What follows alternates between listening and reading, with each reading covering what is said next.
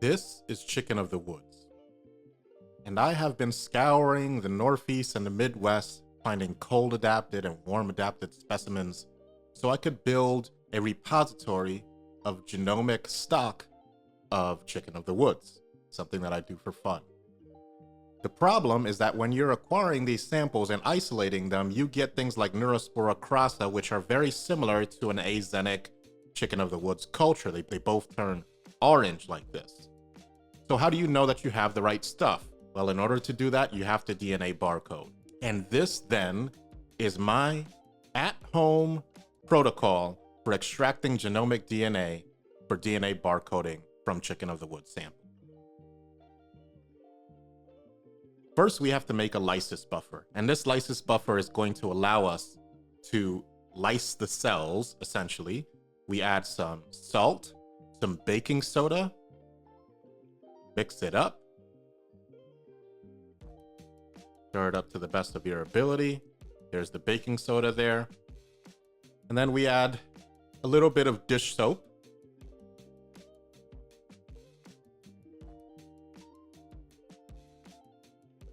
Top off to 40 milliliters. And now we need our fungal sample. This is Bavaria bassiana, not Chicken of the Woods, which I'll show you in a second, but I wanted to show you how to extract from a liquid culture. When you grow things in liquid culture, fungi in liquid culture, they make this mycelial mat. And what we do is extract this mycelial mat with a sterile tool. And then we essentially press the excess liquid out with a sterile napkin, like so.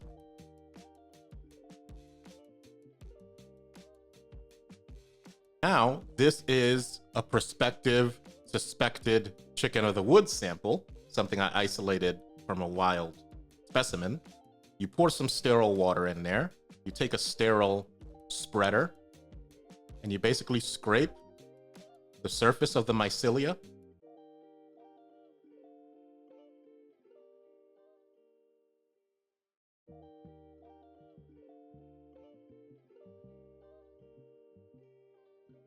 Until it looks like so.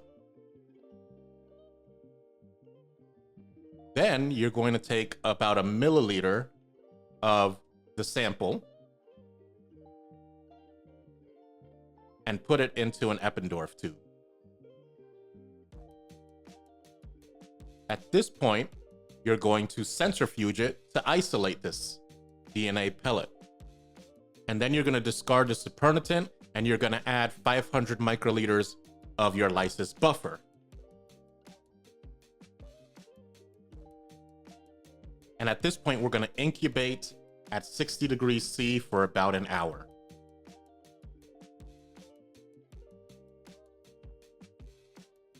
Then you add about 200 microliters of saturated sodium chloride solution, just salt solution. You're going to mix well by inverting the tube several times. And then once again, you're going to centrifuge the mixture at 13,000 RPM for about 10 minutes at room temperature. And this step is going to help precipitate proteins and other cellular debris. Then you're going to transfer the supernatant to a new microcentrifuge tube. And you're going to add an equal volume of isopropanol or ethanol, approximately 500 microliters to the supernatant. And then you're going to then mix this gently and you're going to invert the tube several times. And what you should see is the precipitation of stringy mycelial genomic DNA. And this is the pure genomic DNA. And then we centrifuge this one more time.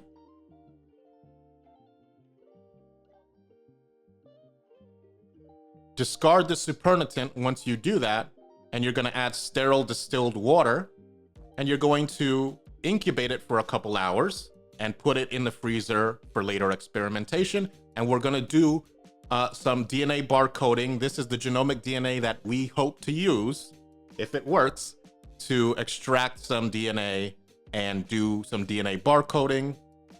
And so if you guys like that, follow the long form videos on YouTube. I'm trying to get you guys to kind of transfer from TikTok to YouTube. I'm growing my YouTube channel there, and that's where I can really do the long form true mycology videos that I want to do. So please follow there and subscribe.